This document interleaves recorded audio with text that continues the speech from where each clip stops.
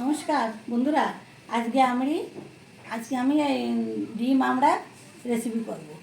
এখন এই রেসিপিটা করতে গেলে লাগবে এই যে আমি সিদ্ধ করে রেখে দিয়েছি, ডিম সিদ্ধ করে নিয়েছি, এই পেঁয়াজ রসুন বেটে নিয়েছি, জিরে বেটে নিয়েছি, আর এখানে আছে শুকনো লঙ্কার গুঁড়ো, লবণ, হলুদ আর একটু চিনি, এই সরষের তেল, এই কয়টা, আর এইটা আছে নারকেলের দুধ।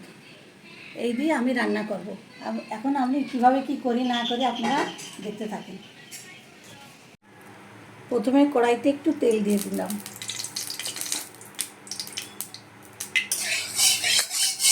তেলের ভিতর একটু হলুদ দিয়ে দিলাম,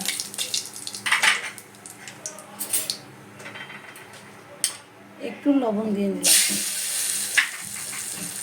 এবার আমি ডিমগুলো হালকা করে ভেজে নেব।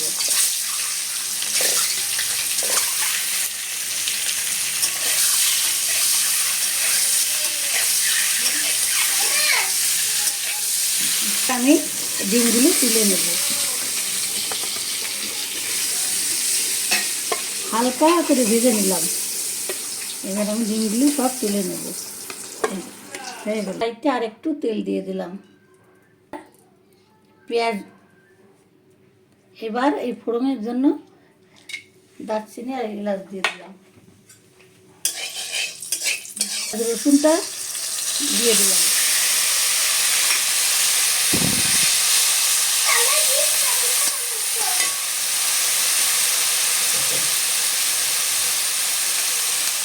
জিরে আদা বাটাটা দিয়ে দিলাম,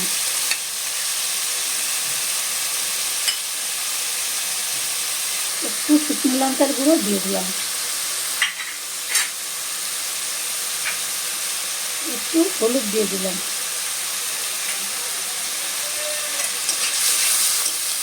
এবার মশলাটা ভালো করে কষে নেব।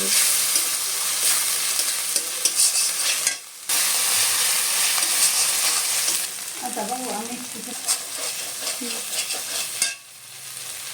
এইবার আমি আমড়াগুলি সিদ্ধ করে ওর ভিতর দিয়ে দিলাম।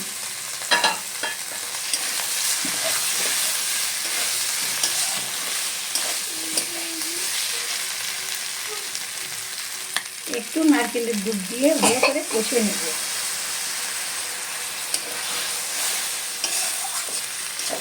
আমড়াটা ভালো করে কষে নেব একটু নারকেলের দুধ দিয়ে। আমড়াটা প্রায় কষানো হয়ে গেছে, এই একটু তেল ছেড়ে দিয়েছে মশলাটার, দেখুন আমড়াটা সুন্দরভাবে কষানো প্রায় হয়ে গেছে। এবার এর ভিতর নারকেলের দুধ বাকিটা দিয়ে দেবো।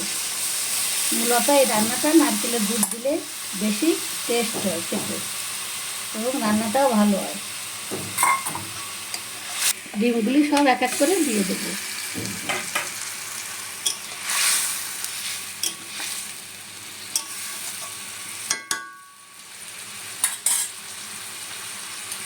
এবার আমি আরেকটু লবণ দিয়ে দেবো।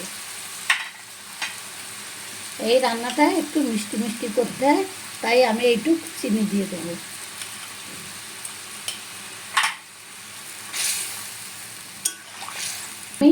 এবার আমার রান্নাটা প্রায় হয়ে গেছে, আমি একটু হালকা গরম মশলা দিয়ে দেবো।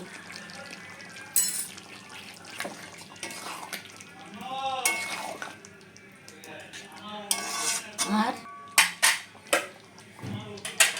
টক ঝাল মিষ্টির জন্য 3টে কাঁচা লঙ্কা দিয়ে দেবো।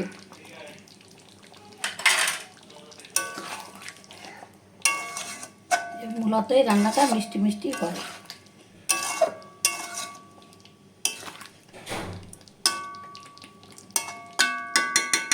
রান্নাটা হয়ে গেছে,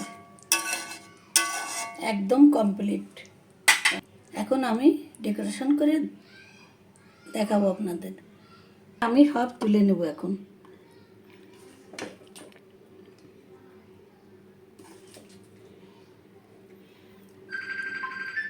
সুন্দরভাবে তুলে নেব।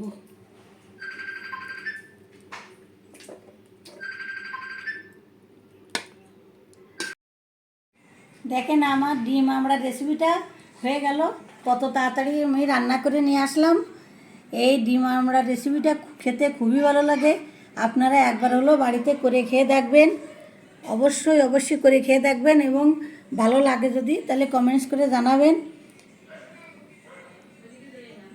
আজকে এই পর্যন্ত, পরবর্তী আবার রেসিপি নিয়ে আপনাদের সাথে দেখা হবে। ভালো থাকেন, সুস্থ থাকেন। আমরা রেসিপিটা হয়ে গেল রান্না, দেখেন অল্প সময়ের ভিতর কত তাড়াতাড়ি এই রান্নাটা করে নিয়ে আসলাম। আপনারা বাড়িতে অবশ্যই এটা করে খেয়ে দেখবেন, অবশ্যই করে করে খেয়ে দেখবেন। যদি ভালো লাগে আমারে কমেন্টস করে জানাবেন। আর পরবর্তী রেসিপি নিয়ে আবার সবার সঙ্গে দেখা হবে। আজকে এই পর্যন্তই। ভালো থাকেন, সুস্থ থাকেন।